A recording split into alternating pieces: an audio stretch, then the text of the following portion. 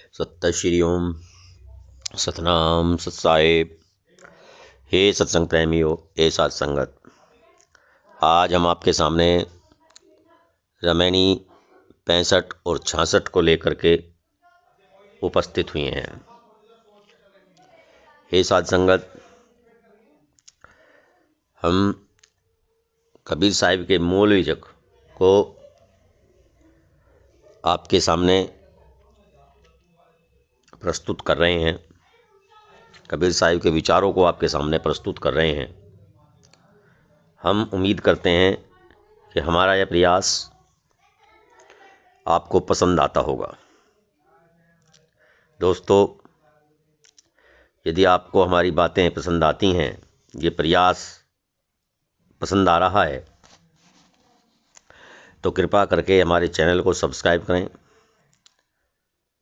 Like comment करें, ताकि हमें एक प्रोत्साहन मिल जाए, एक हिम्मत बढ़ जाए, आगे भी कबीर बीजक की संपूर्ण ज्ञान आपके सामने लाने का। चलते हैं रामायणी 65।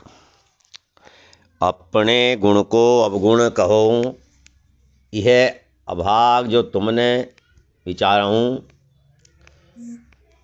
तू जियरा बहुते दुख पावा, जल बिनु मीन कौन सच पावा। चातक जल हल आसे पासा, स्वांग धरे भव सागर की आशा। चातक जल हल भरे सो पासा, मेघ न बरसे चले उदासा। राम नाम ये निजो सारा, ओरो झूठ सकल संसारा। अरे उतंग तुम जाति पतंगा, यम घर के यहु जीव को संगा। किंचित है सपने निधि पाई, ये न समाय कहाँ धुर छिपाई। ये न समाय छोरी नहीं पारा, झूठा लोभ किछौ न विचारा। सुमृति कीने आपु नहीं माना, तरवर तर छर छर छर छार हो जाना। जीव दुर्मति डोले संसारा, ते नहीं सूझे वार न पारा। कबीर साहिब कहते हैं कि हे मनुष्य, तुम्हारा मानवीय गुण क्या है? तुम्हारा मानवीय गुण विवेक है, परंतु तुम स्वयं उसकी अनदेखी कर रहे हो। तुम स्वयं को तुच्छ समझ रहे हो। तुम अपने गुणों को परख नहीं रहे हो, बल्कि विश्वास पर चल रहे हो। अर्थात तुम अपने विवेक रूपी गुण को ही अवगुण समझ रहे हो। तुम अपनी गरिमा का महत्व नहीं जान रहे हो। यह तुम्हारी सबसे अधिक दुर्भाग्य है। हे मनुष्य, तुमने अपने स्वरूप को भूलकर इस संसार में अनेकों कष्ट उठाए हैं। भला जल के बिना किसी मछली को सुख मिला है? तो हमारा अर्थ है कि नहीं, बिना जल के मछली जीवित नहीं रह सकती। जैसे चातक पक्षी के पास जल होते हुए भी प्यासा ही रहता है। स्वाति नक्षत्र में वर्षा न होने पर वह बिना जल ग्रहण किए ही उदासीन होकर चल पड़ता है। ठीक इसी तरह ही मनुष्य के हृदय में ज्ञान का सागर भरा रहता है, परंतु वह उधर ध्यान न देकर दुखी रहता है। जिसका नाम राम है, वह निज चेतन ही स्वयं का स्वरूप है। वही आत्मा है। शेष सब देह और प्राणी पदार्थ, संसार का समस्त व्यवहार असत्य है। कहने का तात्पर्य हुआ कि आत्म स्वरूप में ही राम बसा हुआ है, वही सत्य है, शेष सब ब्रह्म है। आत्म स्वरूप के अतिरिक्त किसी नक्शे में उलझना, स्वयं को यम के घर में रखे वासना के घेरे में झोंक देना ही है। अर्थात बाहरी कल्पित ईश्वर को छोड़कर स्वयं के ही चेतन स्वरूप भगवान में निमग्न रहो। सांसारिक प्राणी उसी तरह से हैं जिस प्रकार कोई स्वप्न में धन दौलत और वैभव पाकर फूला नहीं समाता और इसी चिंता में लगा रहता है कि इस धन को कहां पर सुरक्षित रखूं।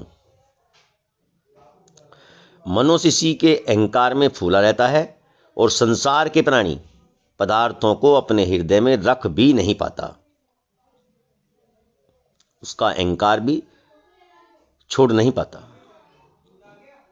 सदाचार के रास्ते पर चलने के लिए धर्मशास्त्र तो बने हैं तथा पथ प्रदर्शक भी हैं, परंतु मनुष्य उन्हें नहीं अपनाता, तो इसमें शास्त्रों का क्या दोष है। मनुष्य वृक्ष की छाया पाकर यदि सूर्य के ताप में जल रहा है तो इसमें वृक्ष का क्या दोष। उसके पास इतनी विवेकहीनता है कि उत्तम आश्रय पाकर भी दुखी है। कहने का अर्थ यह है कि मनुष्य अपने दुर्बुद्धि के कारण ही इस संसार में भटक रहा है और उसे पार होने का रास्ता नहीं सूझता। साखी अंध भया सब डोले कोई न करे विचार, कहा हमार माने नहीं कैसे छूटे भ्रमजार। साहिब कहते हैं कि विवेकहीन न बनकर विवेकवान बनो तथा अपने स्वरूप को पहचानो, निज स्वरूप में स्थित हो जाओ और बाहर इधर उधर मत भटको। साहिब का कथन है कि लोग मेरी बातों को नहीं मानते, तब उनका भ्रमजाल कैसे छूटेगा। रामायणी 66। सोई हित बंधु मोहि भावे, जात को मार्ग मार्ग लावे, सो श्यान मार्ग रही जाई, करे खोज कभू न भुलाई, सो झूठा सो सुत क्यों तजई, गुरु की दया राम ते भजई, किंचित है एक तेज भुलाना, धन सुध देख भया अभिमाना। सतगुरु कहते हैं कि वही व्यक्ति मेरा मित्र है, बंधु है और मुझे अच्छा लगता है जो दूसरे भटके हुए मनुष्यों को सन्मार्ग पर लाता है। जो व्यक्ति किसी हितचिंतक की अच्छी सीख मानकर कल्याण के मार्ग पर चलता है वही अधिक समझदार है और उसी में जीवन पर्यंत चलते रहते रहना चाहिए। इतना ही नहीं, वे स्वयं भी सत्य की खोज में लगे रहते हैं और कभी भी अपने सत्य मार्ग को छोड़कर अन्यत्र नहीं भटकते। परंतु जो आदमी अपने ज्ञान पुत्र को छोड़ देता है, वह स्वयं को झुठलाता है। जिस पर गुरु की कृपा हो जाती है उसे गुरु से स्वरूप ज्ञान मिल जाता है, वह निज स्वरूप में स्थित हो जाता है। व्यक्ति संसार की किंचित उपलब्धियों में पड़कर तथा स्त्री धन संतान आदि पाकर इनकी चमक दमक का अभिमान करने लगता है, जो अज्ञानता का सूचक है। दिया न खाता ना किया पयाना, मंदिर भया उजार, मरी गए सो मरी गए बाँचे बाँचन हार। कबीर साहिब कह रहे हैं कि लोग इतने बेसुध हो गए हैं कि वे अपने एकत्र किए धन का न तो स्वयं सदुपयोग करते हैं और न दूसरों को सदुपयोग करने देते हैं। ऐसे व्यक्ति एक दिन संसार से विदा हो जाते हैं और उनका भवन उजाड़ बन जाता है। उनके विदा हो जाने पर जो घर में बचे रहते हैं वे ही संग्रहित धन का उपभोग करते हैं। एक भाषा बोली जाती है कि जोड़ जोड़ के जाएंगे माल जमाई खाएंगे। तो इसका अभिप्राय भी यही है जिसे कबीर साहिब प्रदर्शित कर रहे हैं, हमें संकेतित कर रहे हैं, समझा रहे हैं कि मुंजी व्यक्ति धन खूब जोड़ता है लेकिन ना तो स्वयं खर्च करता है ना किसी को करने देता है। एक दिन उसकी मृत्यु हो जाती है, उसके बाद जो उसके उत्तराधिकारी हैं उस धन को खर्च करते हैं। तो कबीर साहिब कहते हैं कि धन का ज्यादा संग्रह करना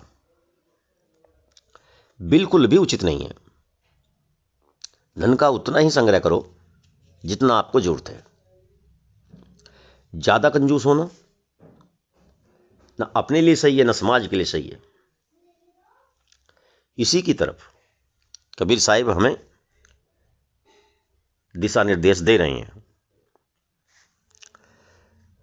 दोस्तों, आज का सत्संग संवाद यहीं पर विराम होता है और कल के लिए सत्य श्री ओम।